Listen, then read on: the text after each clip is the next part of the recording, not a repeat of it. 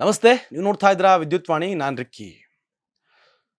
ಕೃಷ್ಣಾ ತೀರದ ವ್ಯವಸಾಯದ ಭೂಮಿಗಳೆಲ್ಲ ಸುಟ್ಟು ಕರಕಲಾಗ್ತಿರುವಂತಹ ಪರಿಸ್ಥಿತಿಗಳನ್ನು ನೀವು ಒಂದಷ್ಟು ಫೋಟೋಸ್ಗಳು ಸಾಮಾಜಿಕ ಜಾಲತಾಣದಲ್ಲಿ ವೈರಲ್ ಆಗ್ತಿರೋದನ್ನ ನೀವು ಗಮನಿಸಿರಬಹುದು. ಅದಕ್ಕೆ ಎಕ್ಸಾಕ್ಟ್ ರೀಸನ್ ಏನು, ಯಾವೊಂದು ಕಾರಣಕ್ಕೆ ಕೃಷ್ಣಾ ತೀರದ ಹೊಲಗದ್ದೆಗಳು ಬರಿದಾಗ್ತಾ ಇದೆ ಅನ್ನೋದನ್ನ ಡೆಪ್ತ್ ಆಗಿ ಯಾವ ವಿಚಾರಕ್ಕೆ ಇದರ ಇದರ ಕ್ರೆಡಿಟ್ ಅನ್ನ ಯಾರು ಕೊಡಬೇಕು ಅನ್ನೋದ್ರ ಬಗ್ಗೆ ಇವತ್ತು ಮಾತನಾಡ್ತಾ ಹೋಗೋಣ.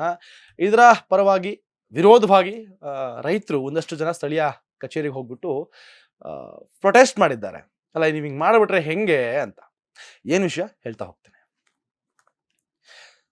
ಕೃಷ್ಣಾ ತೀರದ ತಾಲೂಕಿನ ಈಚಿನಹಾಳ ಈ ಒಂದು ಭಾಗದಲ್ಲಿ 33 KV ಸ್ಟೇಷನ್ ಅಂದ್ರೆ ಈ ವ್ಯಾಪ್ತಿಯಲ್ಲಿರುವಂತಹ ರೈತರ ಬೆಳೆಗಳು ಸಂಪೂರ್ಣ ಹಾಳಾಗಿ ಹೋಗುತ್ತೆ. ಬೇಸಿಗೆ ಬರ್ತಾ ಇದೆ, ಅವ್ರ ರೈತರಿಗೆ ನೀರನ್ನ ಹಾಯಿಸೋದಕ್ಕೆ ಆಗ್ತಾ ಇಲ್ಲ. ಮೋಟ್ರು ಸುಟ್ಟು ಹೋಗ್ತಿದೆ.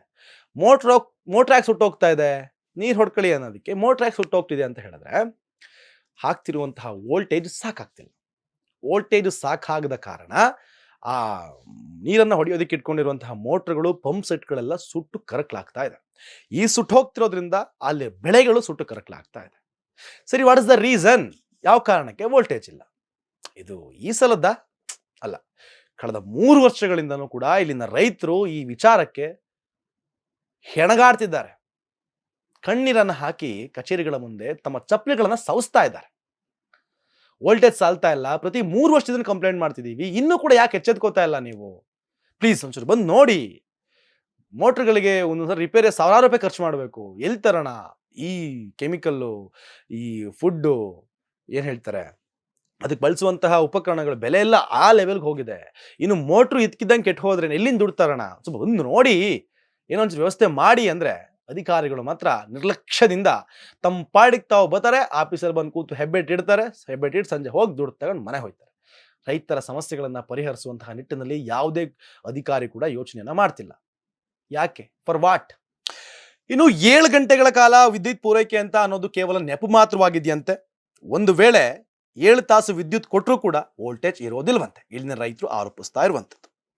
ಇನ್ನು ಬಹುತೇಕ ಕೃಷಿ ಪಂಪ್ ಸೆಟ್ಗಳು ಆನ್ ಆಗದಂತಹ ಪರಿಸ್ಥಿತಿಯನ್ನು ತಲುಪ ಹೋಗ್ಬಿಟ್ಟಿದೆ. ಬಿಕಾಸ್ ಯಾಕಂತ ಹೇಳಿದ್ರೆ ಇವರು ಬೇಸತ್ತು ಬಿಟ್ಟು ನೀರು ವೋಲ್ಟೇಜ್ ಇರಲ್ಲ ಅನ್ನೋ ಕಾರಣಕ್ಕೋಸ್ಕರ ರೈತರು ವ್ಯವಸಾಯ ಮಾಡೋದೇ ಬಿಟ್ಬಿಟ್ಟಿದ್ದಾರೆ. ಸೊ ಬಿಟ್ಟಿರುವಂತಹ ಮೋಟರ್ಗಳು ಆನ್ ಆಗದಂತಹ ಪರಿಸ್ಥಿತಿಯನ್ನು ತಲುಪಿಬಿಟ್ಟಿದೆ. ಇನ್ನು 110 KV ಸ್ಟೇಷನ್ ಲೋಡ್ ಮಾಡಿ ಈಚಿನಾಳ ಗ್ರಾಮದಲ್ಲಿರುವಂತಹ 33 KV ಸ್ಟೇಷನ್ಗೆ ವಿದ್ಯುತ್ ಬಳಕೆ ಲೋಡ್ ಹೆಚ್ಚಾಗಿರೋದ್ರಿಂದ ಕೃಷಿಗೆ ವೋಲ್ಟೇಜ್ ಕಡಿಮೆ ಆಗ್ತಿದೆ ಅಂತ ರೈತರು ಆರೋಪಿಸಿದ್ದಾರೆ. ಇದರಿಂದ ರೈತರಿಗೆ ಆರ್ಥಿಕ ಸಂಕಷ್ಟ ಎದುರಾಗಿದೆಯಂತೆ. ಇನ್ನು ಈಚಿನಾಳದ 33 KVಯನ್ನ 110 KV ಸ್ಟೇಷನ್ಗೆ ಉನ್ನತೀಕರಿಸುವಂತೆ ಪ್ರಸ್ತಾವನೆ ಸಲ್ಲಿಸಿ ವರ್ಷಗಳೇ ಕಳೆದರೂ ಕೂಡ ಅಧಿಕಾರಿಗಳು ಮಾತ್ರ ತಲೆಗೆ ಹಾಕೊಂಡಿಲ್ಲವಂತೆ. ಇನ್ನು ಇದರಿಂದ ಈ 33 KV ಏನಿದೆಯಲ್ಲ, ಇದಕ್ಕೆ ಲೋಡ್ ಶೆಡ್ಡಿಂಗ್ ವಿಚಾರದಲ್ಲಿ ಲೋಡ್ ಅಧಿಕ ಬೇಕಾಗಿರೋದ್ರಿಂದ ದೊಡ್ಡ ಸಮಸ್ಯೆ ಆಗಿದೆಯಂತೆ.